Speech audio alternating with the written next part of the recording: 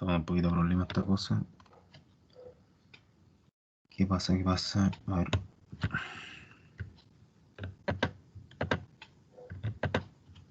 Ya.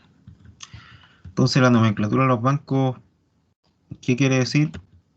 Básicamente obtener dimensiones de la malla. Entonces una de las dimensiones más típicas y más importantes que hay dentro de la malla tronadura son las dimensiones del Barden y el espaciamiento entre pozos. Ya, así que eso vamos a estar viendo. En la parte superficial, pues, también vamos a ver cómo se comporta el pozo por dentro respecto a la distribución de las cargas que se pueden tener en su interior. Bueno, en esta parte de la unidad, básicamente vamos a estar evaluando y viendo de qué depende el diámetro de perforación, barden, espaciamiento, taco y pasadura, que estas ya son como más medidas internas del pozo, el taco y la pasadura. También temas del precorte, relativamente detallados de cómo hay que hacer esta parte de los bancos, que es el precorte, cuáles son las condiciones principales que deben cumplir, como por ejemplo el diámetro de los pozos y el espaciamiento entre ellos, que es diferente al resto de la malla, porque es una zona de especial cuidado, ya que tiene que ver con el contorno de la explotación. Entonces, todo lo que tiene relación con contornos tiene que tener un tratamiento diferente y especial en este caso. Y también la importancia del factor de carga en todos los trabajos relacionados con los parámetros de diseño del banco, o la nomenclatura, como también se le dice.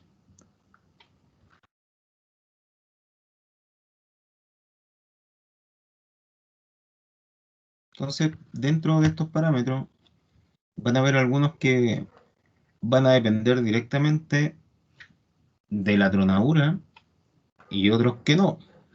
Otros que van a venir de diseños previos como los geomecánicos. Ahí los geomecánicos tienen mucho que decir al respecto, por ejemplo, con temas de la altura de banco o de la inclinación que van a tener los bancos o el talud completo. Ya, pero hay otros que dependen de la tronadura en sí, como la influencia que tiene la cara libre. Eso es uno de los parámetros que dependen de la tronadura. Una consulta, ¿cuántas caras libres creen ustedes que puede tener un banco? O en la tronadora un banco, ¿con cuántas caras libres me puedo encontrar yo? ¿Alguien sabe cuántas pueden ser? ¿Mm? ¿Una o no, profe? Ya, por lo menos una, por lo menos una. Pero pueden ser dos y hasta tres, ¿ya? Eso es algo que en los bancos en este caso va a ser positivo. Ya después con una figura, una imagen, les voy a mostrar dónde están esas tres caras libres que podríamos tener. Pero sin cara libre sería complicado hacer una tronadura porque no tendríamos eh, por dónde liberar la energía. Entonces por eso se necesita la cara libre y la influencia que va a tener en la propagación de este material que se va a estar fragmentando. Bueno, Barden y espaciamiento también vamos a ver que dependen del diseño de tronadura, pero al mismo tiempo van a depender también del diseño general del rajo. Ahí vamos a estar tocando o viendo y estudiando los autores más sencillos, ¿sí? O las fórmulas que dan los autores que son más sencillas de utilizar, ya porque hay muchas más. de las que vamos a ver acá. ¿Mm? Miren, yo creo que ustedes antes han escuchado estos temas, pero difícilmente les dijeron cuántos Barden hay propuestos por autores. ¿Mm? ¿Saben más o menos cuántos pueden ser los autores que proponen un Barden para trabajar? ¿Mm? De lo que vieron en extracción mina y en taller minero. ¿Alguna vez se los dijeron cuántos pueden ser las fórmulas propuestas para obtener un Barden? Tres o cuatro eran, entre tres o cuatro eran los que yo pasé. Ya, tres o cuatro, ¿cierto? Bueno, uno generalmente ve como un par o a lo más cuatro autores distintos, ¿cierto? Pero son 20 los autores que proponen fórmulas para obtener el Barden. Bueno, los más conocidos son Konya, H, Langerfors, López Jimeno también tiene su Barden, pero hay 16 más que también han propuesto sus fórmulas y que, bueno, va a depender de la información con la que yo cuento para ver con cuál se acomoda más el Barden que puedo calcular. Pero los más sencillos son los de Konya, H, López Jimeno. Ya, esos son los que vemos nosotros porque son los que menos información piden. Ya sé que con eso vamos a estar trabajando y yo creo que también trabajaron antes con esos también. En tema de diámetro del pozo, ¿qué va a tener acá influencia? Principalmente lo que es la altura del banco, ¿m? Y también el tipo de minería en el que vamos a estar trabajando. Entonces más adelante yo les voy a mostrar una figura que tiene relacionada la altura banco, el diámetro y el tipo de minería. Entonces ahí vamos a ver cómo determinar el diámetro del pozo en función de eso. ¿Ya? ¿Qué más tenemos por acá? Hay alguien ahí. Ah, muy bien, muy bien. Ya, diámetro del pozo y el taco. También depende de la tronadura.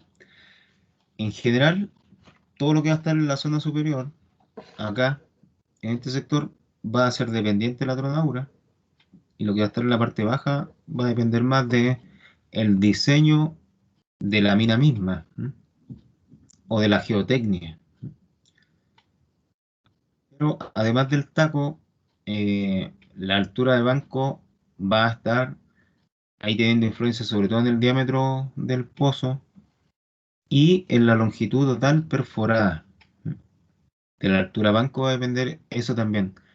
Cuánto la perforadora va a tener que realizar de trabajo por cada pozo.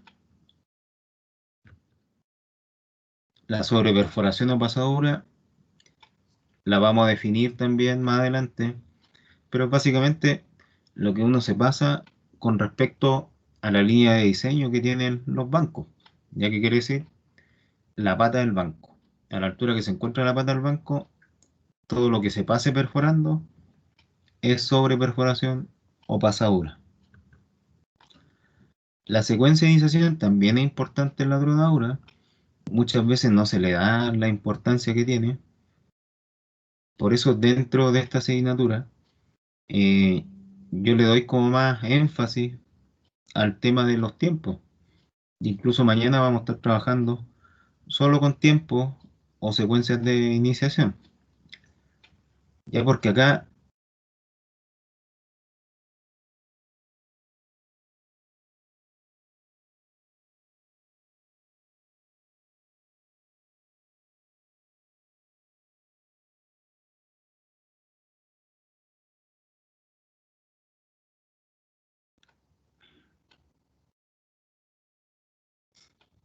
me caí parece.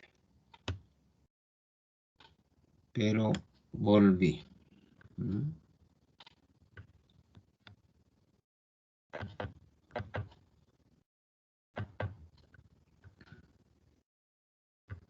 Sí, parece que sí, estoy de vuelta. Ya les comentaba entonces que vamos a tener, mañana vamos a estar trabajando con esos temas de las, las secuencias de iniciación. Ya porque el tiempo es súper importante al momento de obtener resultados. Ya si yo les pregunto a ustedes, ¿cuáles creen que son los resultados más importantes en una tronadura? ¿Qué me dirían? Son tres básicamente los más importantes. ¿Qué resultados esperan ustedes? Que se fragmente la roca. Ya, muy bien. Ese es uno. Es uno de los resultados que yo espero obtener. Ya, una buena fragmentación. Faltan dos. ¿Cuáles son otros? Otros resultados que se esperan obtener acá. Con temas de... eh, sí que tienen que ver con lo que pasa después de la detonación. Uno es la fragmentación, ¿cierto? Otro El tamaño de la roca. es que eso está como directamente relacionado con la fragmentación. Ah, ya. ¿Ya? Pero otro importante es la proyección de la roca. O el fly rock. Ya que últimamente en minería se le dan muchos nombres en inglés a los términos, para que suenen como más abacanados. Fly rock, que significa proyección de roca. Eso también yo lo tengo que controlar, ¿ya? Porque tiene que ver con temas de seguridad. Yo no quiero que la roca golpee a alguien, una máquina o la infraestructura, el casino, por ejemplo, los baños. No quiero que lleguen rocas para allá, mucho menos las personas. Entonces el fly rock yo lo tengo que controlar. Y el tercer parámetro importante que tiene relación con los resultados de la tronadura es la vibración, ¿ya? O el movimiento sísmico, si lo quieren ver desde esa perspectiva. También la vibración es súper importante. Entonces, esos tres son los principales resultados que yo busco obtener con la tronadura y van a estar determinados con mayor o menor importancia por cada uno de estos parámetros. Ya todos afectan en que haya más o menos vibración o en que haya mejor o peor fragmentación o que haya más roca volando más lejos de lo que debería ir. Entonces cada uno de estos parámetros tiene relación con eso. El factor de carga va a ser importante al momento de tomar decisiones. Decisiones con respecto a la cantidad de, bueno, explosivos, por supuesto, que va a estar en el banco. Y con eso yo también puedo saber cuánto más o menos me va a costar la tronadura. Relacionado bien estrechamente con el factor de carga está el factor energético. Ya, mientras más explosivo, por supuesto que más energía se va a estar liberando. Y si el explosivo tiene mejores propiedades técnicas, también va, por lo tanto, a liberar más energía. Ya temas de inclinación del pozo y desacoplamiento de carga están directamente relacionados con el precorte. Ya solo en el precorte vemos inclinación de los pozos y desacoplamiento de las cargas. Ya en el resto de los pozos no vamos a ver esos temas. Pero sí en el precorte, y el precorte es bien importante acá en la nomenclatura de los bancos o los parámetros de diseño. Entonces esta es la figura que les comentaba antes, donde yo puedo ver las caras libres. ¿Cuál es la primera? O la que siempre deberías estar, porque por el hecho de estar trabajando la superficie, ya vamos a tener una cara libre, que va a ser la que va a estar sobre los pozos. ¿Ya? Ahí va a haber una tendencia a desplazarse el material.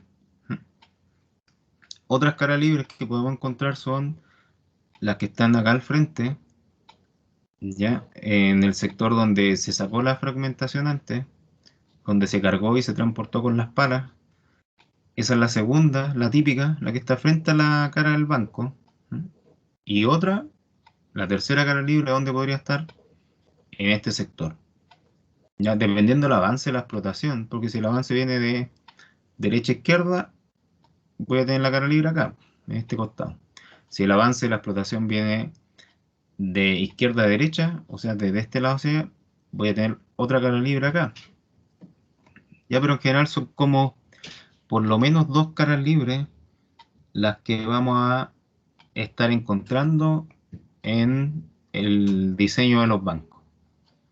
Y eso va a ser una ventaja respecto a lo que encontramos en minería subterránea, porque ahí son bien pocas las caras libres que uno pudiese encontrar. Ya en minería subterránea, generalmente solo una, la que está frente a donde se está perforando nomás. ¿Mm? Pero no hay una al costado ni abajo, ya solo la del frente. Entonces la explotación a cielo abierto tiene esa ventaja. ¿Mm? Entonces todos estos son los parámetros ya que veíamos antes, o gran parte de ellos, en una figura. Ya el taco lo vamos a tener en este sector, la parte superior, ¿Mm? La altura de los bancos por acá, la pasadura bajo la línea de diseño o bajo la pata de los bancos, va a estar la pasadura. Y bueno, la cara libre en este caso, una de ellas está aquí, otra acá y otra puede estar en el lado derecho o izquierdo. Los espaciamientos los vamos a ver como a la inversa del Barden o perpendicular al Barden. ¿Qué quiere decir esto? Que si la cara libre principal está acá, ya porque esta está tomándose como la cara libre principal, los Barden se van a generar en esa dirección. ¿Ven? Están hacia todos los Barden. Por lo tanto, los espaciamientos van en la otra dirección. Si esta es la vertical, el espaciamiento va a ir en la horizontal. La separación de los pozos así va a ser los espaciamientos y la separación de los pozos hacia acá van a ser los Barden. Siempre buscando la cara libre principal. Diámetro de perforación, por supuesto que es importante, y como vamos a ver más adelante, una de las formas de calcular el factor de carga es a partir de un solo bloque, ¿m? Que es lo que está destacado acá. ¿Ven? Hay un bloque nomás marcado. ¿Y eso por qué se da? Porque hay una teoría que dice que un pozo tiene la influencia para sacar un bloque de material. ¿Qué quiere decir esto? No quiere decir que la tronadura salga en bloques así como en cubitos, ¿m? Porque todo se fragmenta. Pero el pozo va a tener influencia en eso, en ese bloque. Ya, o sea, va a poder remover bien esa cantidad de material y está determinada por un Barden, ¿m? Y un espaciamiento.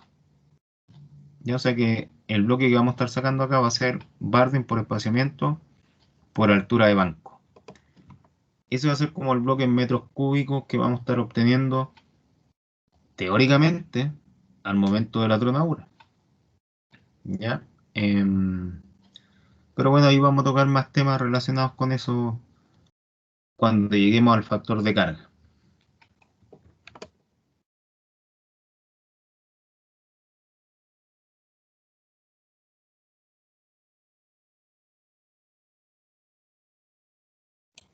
Y al respecto al diámetro de perforación que vamos a encontrar, que va a definir algunos parámetros como la altura banco, va a estar directamente relacionado con el diámetro. O sea, bancos más pequeños, diámetros más pequeños. Es casi una relación lineal que existe entre el diámetro de perforación y la altura del banco. Y así que, por ejemplo, bancos de 15 metros de gran minería debiesen tener diámetros de los pozos de unas 350 milímetros. ¿Mm? Bueno, los diámetros se dan también muchas veces en pulgadas, así que posiblemente lo van a escuchar más en pulgadas que en milímetros, pero aquí están en milímetros. Por ejemplo, un banco de 3 metros, que esto ya no se ve en minería metálica, esto es como ya minería no metálica o canteras. Banco de 3 metros, diámetro de 76, perdón, diámetro de 76 milímetros.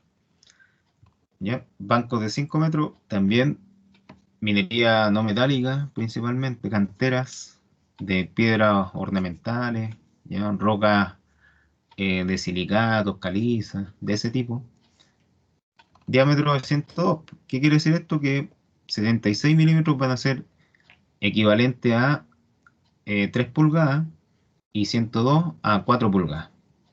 Ya sea, los bancos pequeños van a llegar hasta 4 pulgadas generalmente.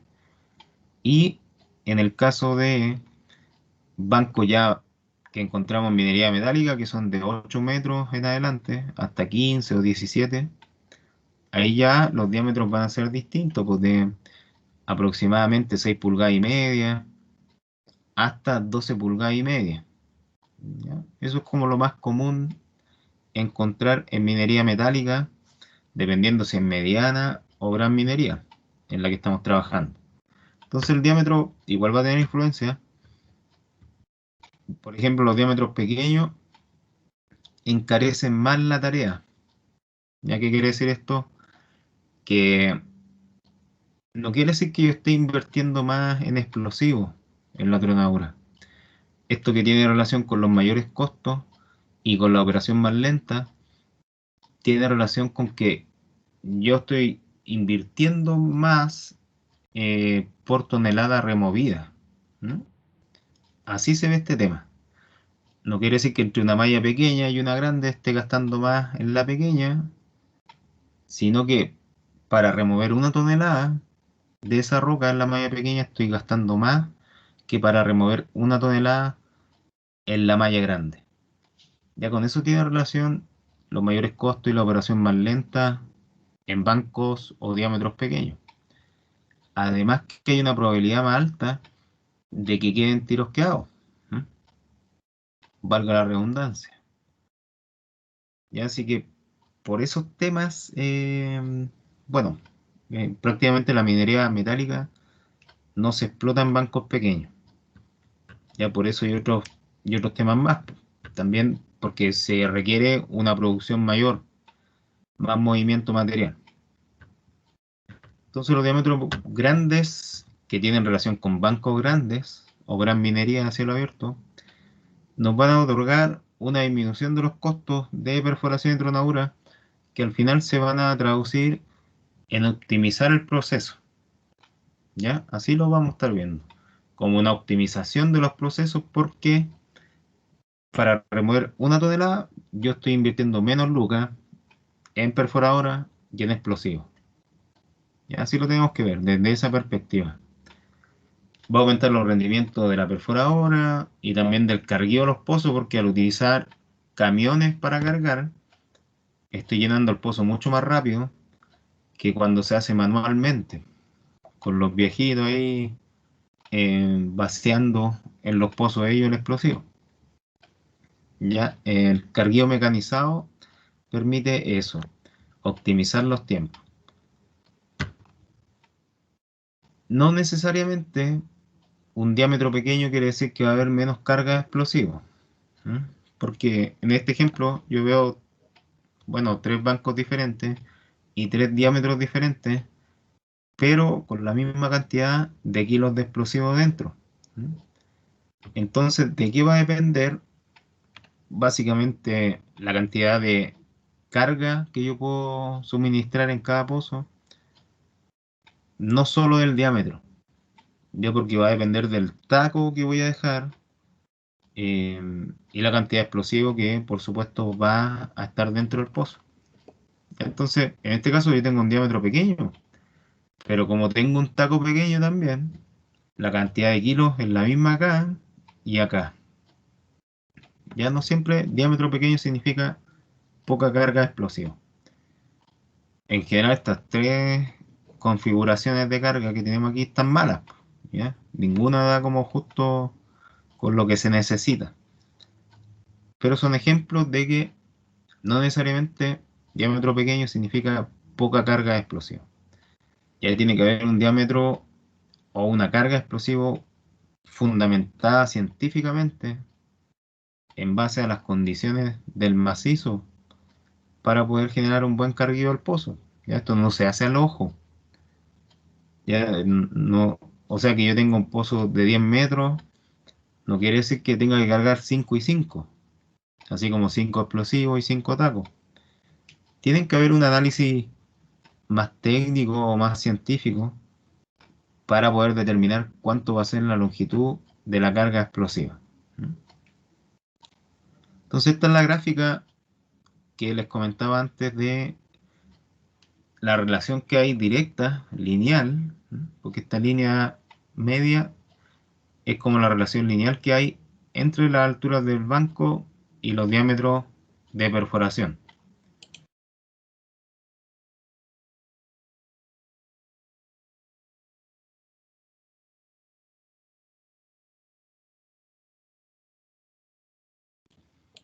Y aquí es lo otro interesante en esta gráfica, además de que tenemos altura banco y diámetro de perforación, es que están los tipos de minería en los que se podrían aplicar estos bancos y los diámetros donde también se pueden aplicar, los tipos de diámetros.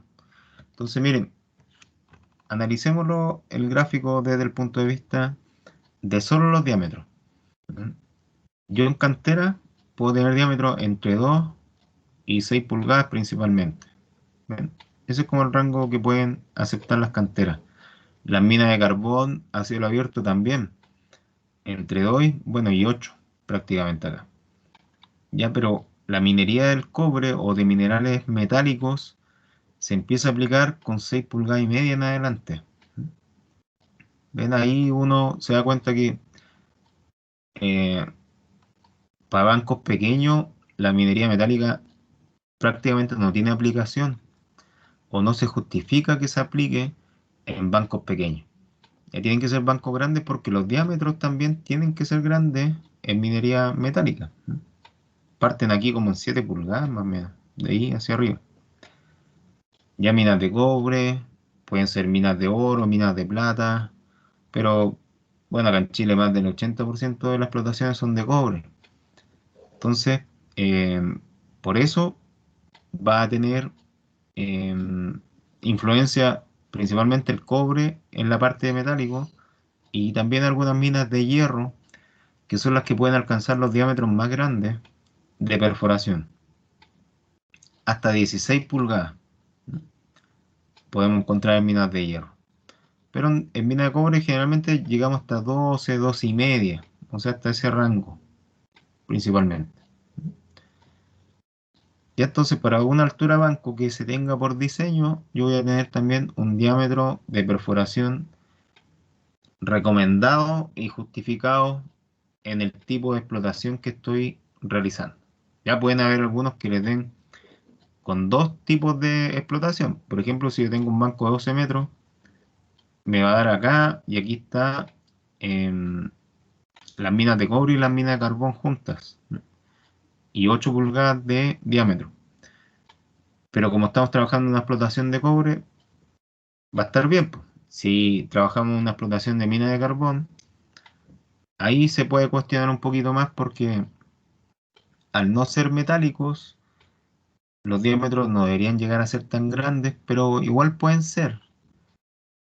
Pero en general, como que no se ve eso en la práctica. Bardem, la definición básica del Bardem es la distancia que hay entre el pozo y la cara libre. Esta es la cara libre principal, porque hay otra que es la que siempre está acá arriba, pero hay otra que está en la frente misma, que hacia allá se debería desplazar el material. Por eso es como la cara libre principal esta. Entonces, cualquier distancia que haya del pozo a la cara libre principal va a ser considerado como Bardem.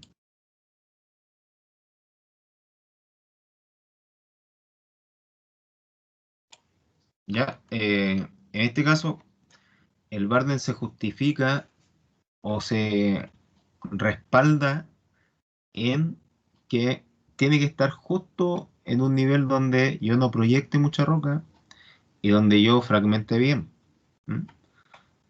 Por eso el Barden y los autores que, como habíamos conversado al principio, tenemos 20 autores distintos, y entonces todos van a poner de su cosecha.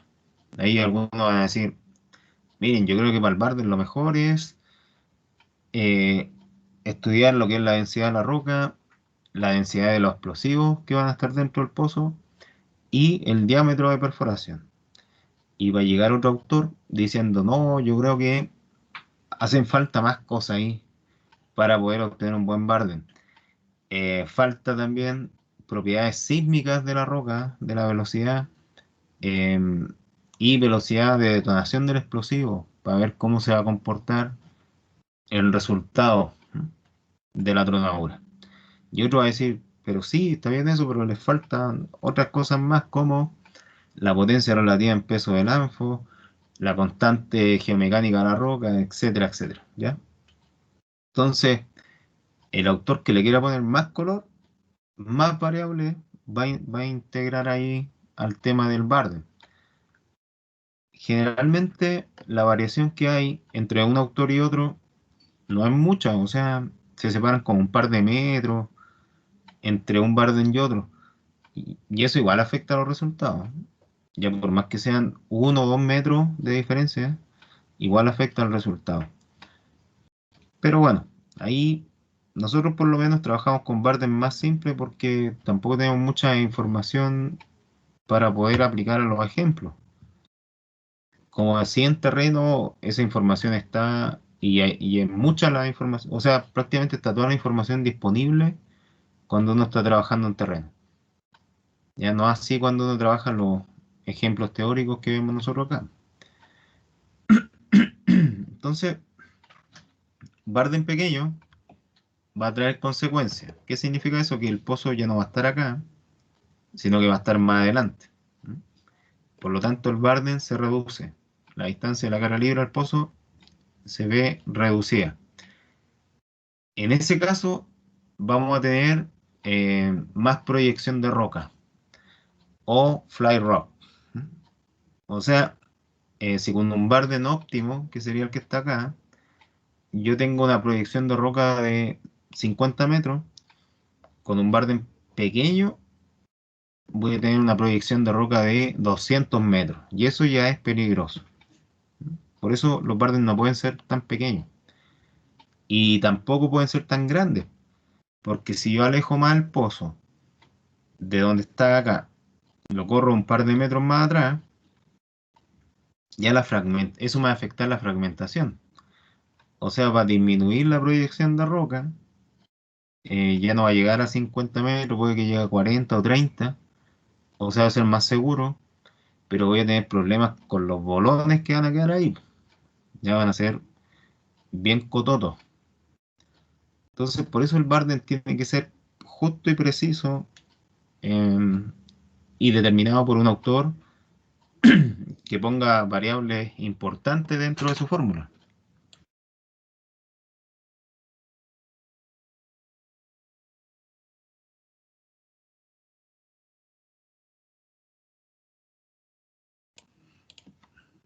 Y así que eso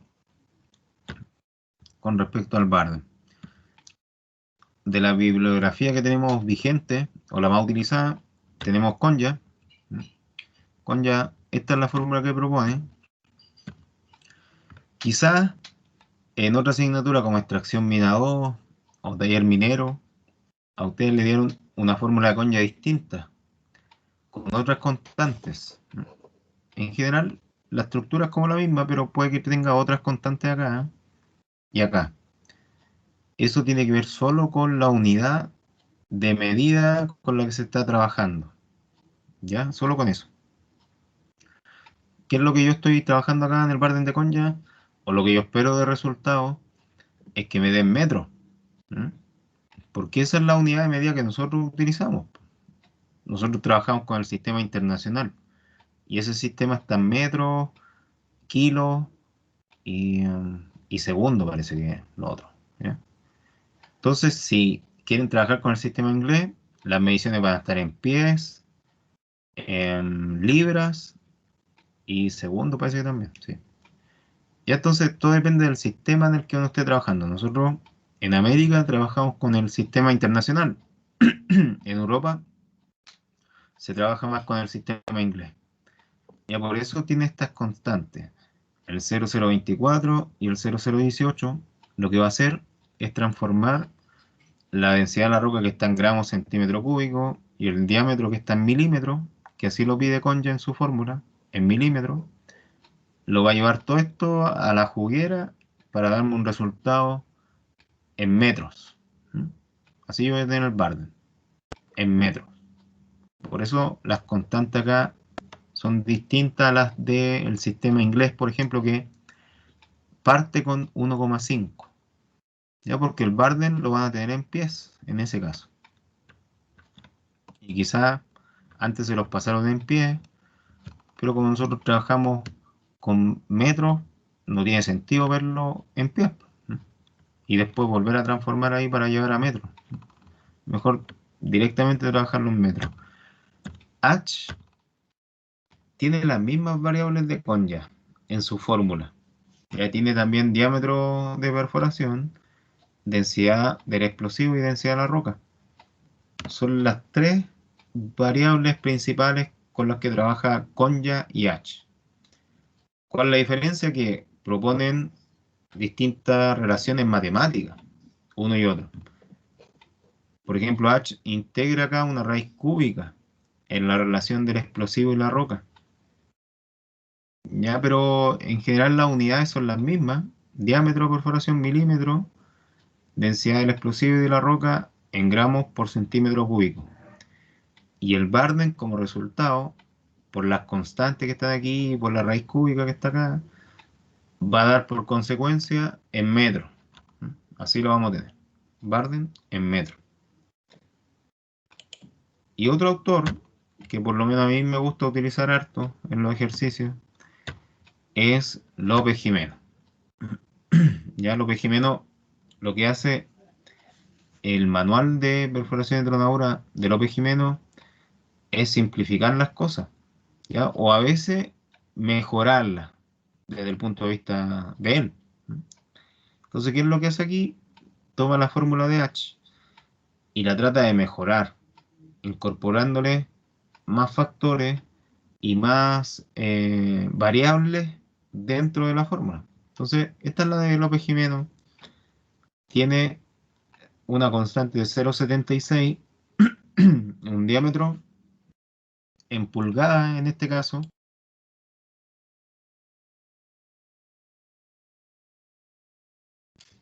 diámetro en pulgadas y un factor de corrección.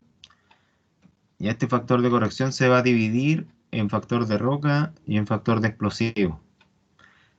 Entonces, López Jimeno lo que hace es agregarle más variables a la fórmula de H, que solo tiene densidad de explosivo, roca y diámetro de perforación. Acá López Jimeno le integra más en estas Fs que están aquí, va a integrarle otras variables que son importantes en términos de resultado. Por ejemplo, el factor de la roca va a estar en función de la densidad de la roca y de la velocidad sísmica de la roca. Va a integrar esas variables que la velocidad sísmica de la roca no estaba antes, considerado por H. Y también la velocidad de detonación del explosivo la va a integrar ahí. ¿Ya? Lo que hace López Jimeno acá con estos factores de corrección es como comparar una roca de buena calidad, de densidad 2,7, con la que estamos trabajando nosotros, ¿no? Que puede ser densidad 2,4, 2,5, 2,6 o también 2,7. Y velocidad sísmica, eso es variable. Pueden ser 2.500, 3.000, 4.000 metros por segundo. Ya, pero él utiliza 3.500 como base de comparación. En el caso del explosivo, tenemos una densidad súper alta, que es de las más altas que puede lograr un explosivo, 1,3 gramos por centímetro cúbico, y velocidad de detonación mínima de 3660 metros por segundo. Al cuadrado tiene que estar acá. Y eso lo compara con el explosivo que estamos utilizando, que puede ser de densidad 0,8, 0,9, 1, 1,1, 1,2 y hasta 1,3. Y velocidad de detonación desde 3000, 3500, 4000, 4500. ¿Ya? O sea, lo que hace es comparar una buena roca con la que estamos trabajando y un buen explosivo con el explosivo que estamos usando nosotros, en este caso para el barde. El 0,33 que está acá, elevado toda esta fracción,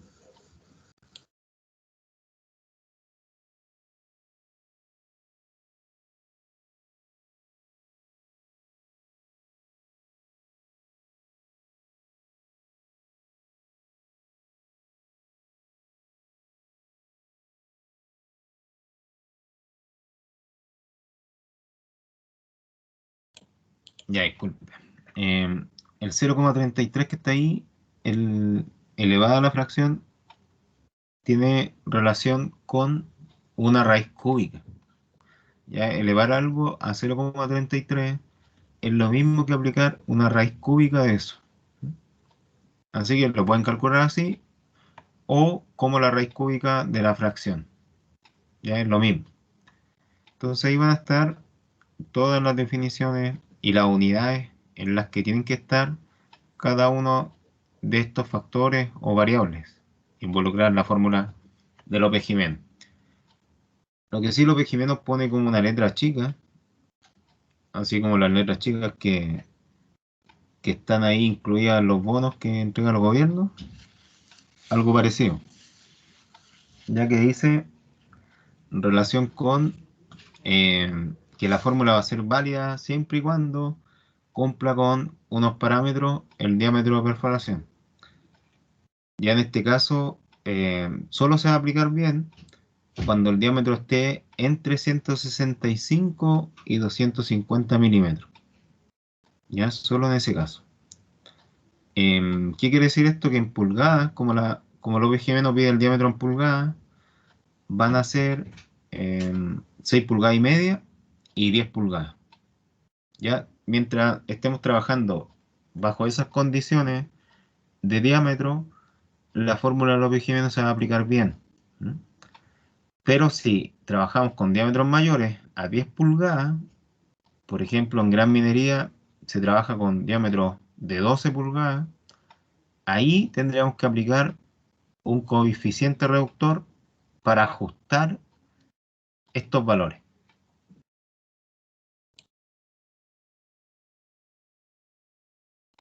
¿De cuánto es el coeficiente reductor? De 0,9. O sea, lo que hace López Jimeno es que si los diámetros son muy grandes, reducir la fórmula al 90% del valor del barde. Eso es lo que hace con este coeficiente reductor que está acá de 0,9. ¿Ya?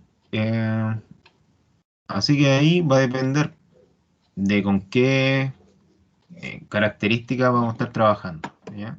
En la malla.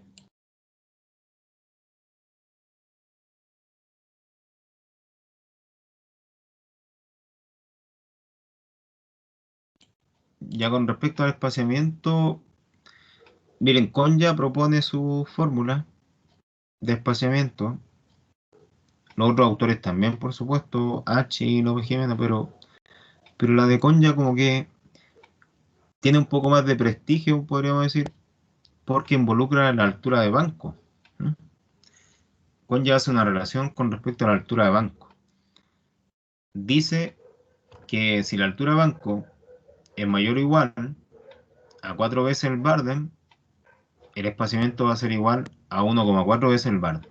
¿Mm? Y en el caso contrario, que es la mayoría de los casos, que la altura de banco sea menor a 4 veces el Bardem, el espaciamiento va a ser este.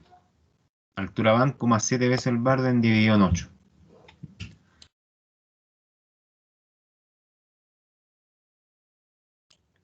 Ya la fórmula Se ve complicada, pero no lo es. No es tan complicada. Podríamos usar también otras relaciones que hay para determinar el espaciamiento, que otros autores dicen que es 1,3 veces el Barden o 1,2 veces el Barden. Directo, también lo podríamos hacer así. Pero es mejor utilizar esto porque involucra la altura de banco en el análisis. Y ahí la altura de banco igual es importante.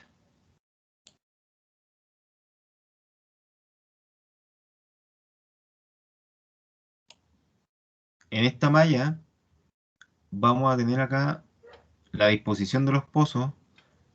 Eh, Miren, se ve como un poco extraña en el caso de que queramos ver si la malla es trabada o es cuadrada. ¿Ya? Ahí, en este caso, ¿qué creen ustedes? ¿Que esta malla es cuadrada o es trabada?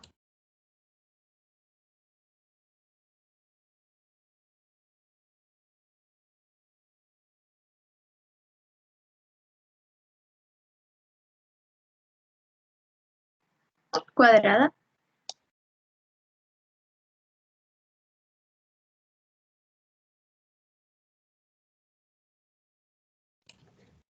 Cuadrada. eh, miren, se ve como inclinación, ¿cierto? De los pozos acá. Bueno, todo depende cómo uno la quiera ver, ¿no?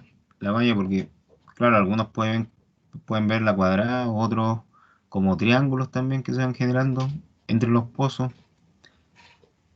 La verdad es que esta malla no es cuadrada cuadrada, porque se generan como rombos entre los pozos.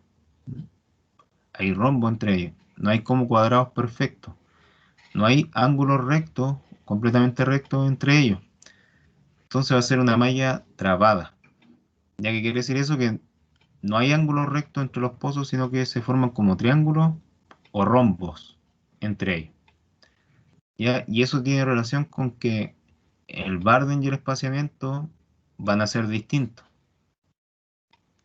Y entonces se pueden dar ciertas situaciones con Barden y espaciamiento.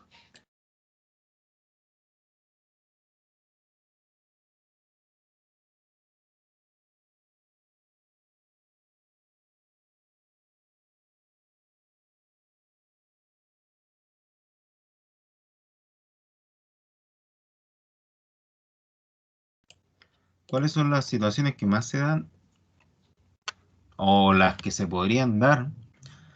Es que el Barden sea más pequeño que el espaciamiento. ¿Ya? Esa es una. Otra que se puede dar es que el Barden sea igual al espaciamiento. ¿Ya? Y otra que no se puede dar es que el Barden sea mayor que el espaciamiento. Ya en ningún caso el Barden puede ser mayor que el espaciamiento. Solo puede ser menor o igual, pero nunca mayor. Y entonces las mallas las vamos a encontrar así, como nomenclatura. Barden por espaciamiento. Eso va a significar cuando ustedes vean una malla de 7 por 8, significa que están multiplicando Barden por espaciamiento. ¿Ya? Y el primer número siempre es el Barden. Si encuentran una malla que es de 9 por 8, significa que algo raro hay. Porque el Barden nunca puede ser mayor que el espaciamiento. ¿Ya? Y esto eh, tiene una explicación. Básicamente es que yo necesito desplazar esta pila de mineral o de material en la dirección que está acá, po, a la cara libre. Entonces por eso el Barden tiene que ser menor, ¿ya? Para que se desplace en esa dirección. Si el Barden fuera mayor que el espaciamiento, esto se desplazaría hacia los costados, ¿m? Y no hacia adelante. Entonces el material no se estaría moviendo mucho ni fragmentando de la mejor forma. Ya por eso el Barden tiene que ser menor o igual al espaciamiento. En ningún caso puede ser mayor. La pasadura o sobreperforación, donde se va a estar viendo dentro del pozo, va a ser en la parte que va a pasar la línea de diseño del banco. Ya en esa parte, en esa zona. Entonces ahí vamos a tener que poner también o cargar con un iniciador fuerte. ¿Qué quiere decir esto? Con una pentorita de 450 gramos en el caso de bancos grandes. En el caso de bancos medianos, una pentorita de 225 gramos. ¿Ya? Pero tiene que ser fuerte el iniciador o el multiplicador que va a estar en el fondo. No puede ser un cartucho de emulsión, por ejemplo. Ya porque esos explosivos no son tan potentes ni tan fuertes como para iniciar la columna de ANFO, que son varios cientos kilos de ANFO los que pueden estar ahí sobre la pasadura. Por eso ese explosivo tiene que ser potente, como la pentolita. ¿En qué se justifica la pasadura? Básicamente eh, tiene como, tiene como fundamento o busca tener como resultado evitar que queden rocas ahí pasando como la línea de diseño de la pata del banco. O sea, la idea es que quede como un cráter en este sector, pero que en ningún caso quede como un cerro en este sector. Ya porque ese cerro de mineral va a costar mucho sacarlo después. Ya, por ejemplo, mandar una pala a sacar ese cerrito que puede quedar acá de mineral sería como tan absurdo como que una persona fuera con un chuzo a intentar sacar un lomo toro. ¿Mm? O sea, puede que después de varios días lo haga, pero no va a estar optimizando el tiempo ni las herramientas que tiene a su disposición. Por eso se evita que queden estos cerritos de mineral o lomos de toro o callos, que también se les llama a estos sectores cuando quedan ahí sin remover. ¿Mm? Repies también se les llama. Entonces, la pasadura se justifica por ese lado, ¿ya? Que es lo que hace mención acá, la pata apretada o irrompible, con que no puede quedar un cerro material ahí, sino que tiene que ser eh, eliminado eso. ¿Y cómo se hace? Con la pasadura. Entonces, desde este cierto punto de vista, es más fácil nivelar ese sector porque queda un cráter o un hoyo, es más fácil nivelarlo que eliminar el callo que puede quedar ahí o esta pata irrompible en el fondo del pozo. ¿Ya? Ahí se justifica la pasadura y bueno, por eso es necesaria, ya porque después nivelar es más fácil que eliminar estos repies que van a quedar ahí. Ya la pasadura, dependiendo del autor, va a tener un intervalo, un rango mínimo y otro máximo. Entonces, ¿qué es lo que proponen los diferentes autores, estos 20 que yo les decía que trabajan con las mallas de tronadura? Bueno, una gran parte de ellos dicen que las pasaduras deberían ser consideradas como el 20% del Barden o multiplicarse por 0,2 veces el Barden. Otro grupo dice que podrían llegar a ser más, hasta 0,5 veces el Barden. Entonces, ¿qué vamos a hacer nosotros? Vamos a trabajar como con el promedio en este caso. Vamos a trabajar con las pasaduras que generalmente van a ser el 30% del Barden o que se tienen que multiplicar por 0,3, que ese es como el valor promedio que hay entre el mínimo y el máximo aquí. Ya 0,3 veces el Barden. Esa es como la pasadura más óptima que podríamos utilizar en un diseño. Ya si tenemos mínimo y máximo, lo mejor es sacar un promedio y trabajar con eso. Así evitamos tener problemas porque o le dimos muy poco o porque le dimos mucho. En el caso del taco, aquí vamos a ver cuál es la importancia del material del taco. Y hay también la longitud que debería tener, pues, ocupando el sector interno del pozo acá. Entonces, vamos a tener que el taco también se presenta como mínimo y máximo, ¿m? Dependiendo del autor que yo utilice.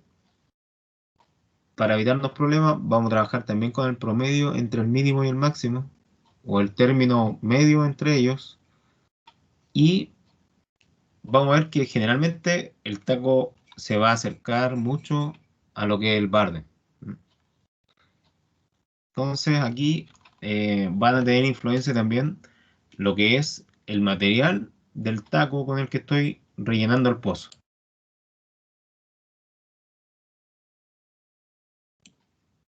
¿Cuál es la función? Me parece que ya se la había nombrado antes. Del taco es generar el confinamiento de este sector, de la liberación de energía que se va a estar haciendo aquí en el pozo. Entonces el taco funciona como el corcho de la champaña. ¿Mm? Esa es la función que cumple acá. Bueno, las botellas no se revientan ni se expanden hacia los lados, las de champaña, pero la idea es que en este caso, este pozo, que pasa a ser como parte de una botella, sí se expanda hacia los lados la energía por efecto del taco. ¿Ya? Que los gases que se van a producir acá y toda la energía liberada o transformada de la química se expanda hacia los lados. Entonces el taco está confinando o apretando y evitando que esa energía arranque aquí en la vertical, sino que se expanda en la horizontal y principalmente hacia el sector de la cara libre, que sería este. Entonces esa es como la función principal del taco en la nomenclatura de los bancos. Taco mínimo, algunos autores proponen que esté más o menos al 70% del barden y taco máximo 130 veces, o sea, perdón, 130% con respecto al barden. Entonces, el taco más adecuado va a ser una vez el barden, ¿ya? O 100% el barden, en este caso. Por eso los tacos van a ser generalmente muy parecidos o van a estar muy cerca del valor que es el barden.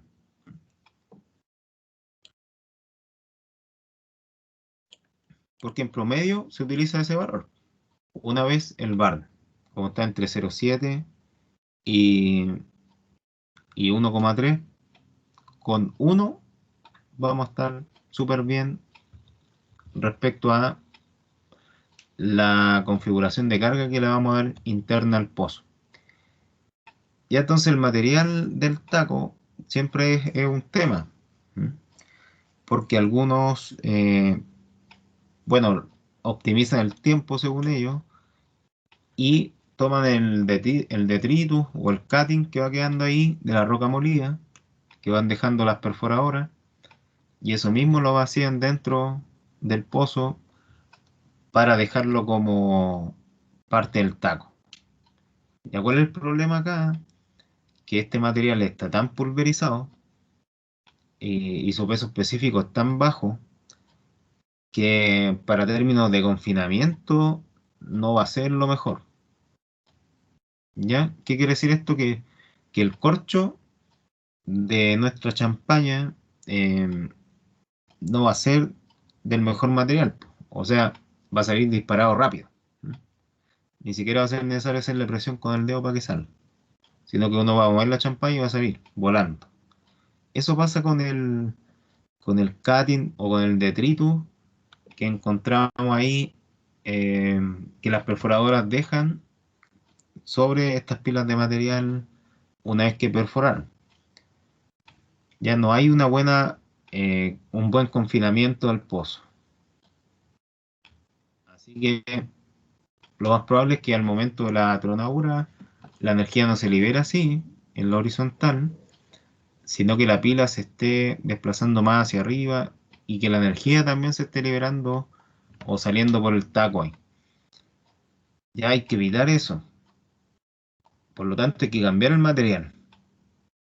Ya no hay que trabajar con este detritus o cutting que dejan las perforadoras de roca molida, sino que hay que integrar otro tipo de material que en este caso es la gravilla angulosa.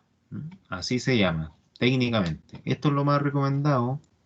Este material árido es lo más recomendado para términos de cargar los pozos.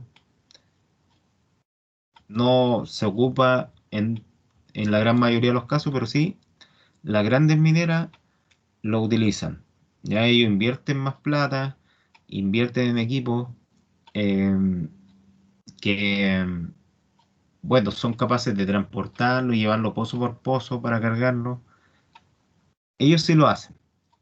Ya esta gravilla angulosa o estos áridos que también son conocidos como los ripios. ¿Mm? Se conocen como los ripios al momento de generar los cimientos de una casa, por ejemplo. Ahí se les conoce como ripios.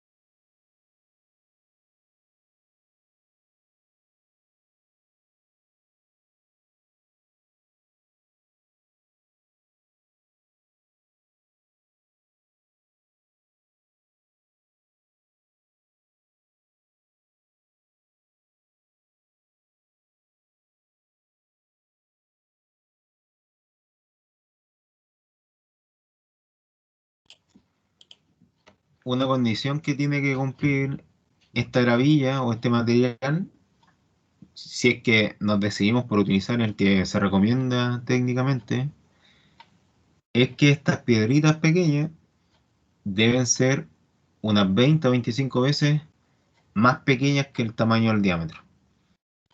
Ya, ya por ejemplo, vamos a tomar un diámetro de 100 milímetros o de 200 milímetros mejor, ya de 200 milímetros. ¿Cuál debería ser el tamaño de las piedritas? Unos 4 milímetros. A ver, déjenme ver si se viene el cálculo. Mejor lo voy a hacer con calculadora. Si tuviera un pozo de 200 milímetros y tiene que ser entre 20 y 25, no, tiene que ser ahí entre 10 a 12 milímetros el tamaño de la piedrita. O sea, 20 a 25 veces más pequeña que el tamaño del diámetro del pozo. ¿Ya qué quiere decir eso? Que si aquí yo llevo el tamaño del diámetro del pozo a esta imagen, debería tener entre 20 a 25 piedras depositadas ahí, en esta superficie. No las van a contar, por supuesto, ni se van a poner a hacer análisis con ellas en terreno. Ya las van a cargar directamente, pero la idea es que ese sea el tamaño con el que se debiera trabajar este tipo de material en los tacos. ¿Ya? De esa forma nos aseguramos que la proyección del material va a salir así, que es lo que se busca, porque también las palas necesitan que se desplace así la pila de material para cargarla y que no quede todo como depositado en el mismo sector que estaba. Que en el caso de que salga la energía disparada en la vertical, esta pila de material no se va a desplazar mucho y va a quedar todo ahí concentrada. Ya tiene relación con eso también. Ya chiquillos, así que, bueno, eso es como la primera parte de las, de los parámetros que influyen en la construcción de una malla a cielo abierto. Viendo, bueno, no mañana porque mañana vamos a estar viendo temas de la secuencia de salida de los pozos. Vamos a retomar un poquito lo que vimos la semana pasada de los sistemas de iniciación, pero ya desde la próxima semana en adelante vamos a ver el precorte y también algunos ejemplos de aplicación de estos temas relacionados con las dimensiones de las mallas para buscar idealmente obtener el factor de carga, ya que ese es como el valor más importante que podemos tener con estos parámetros que estamos analizando acá. El factor de carga es lo que se busca. Esa es como el dato que resume todos los cálculos que se hicieron antes. el factor de carga. Por eso es tan importante también obtener ese valor.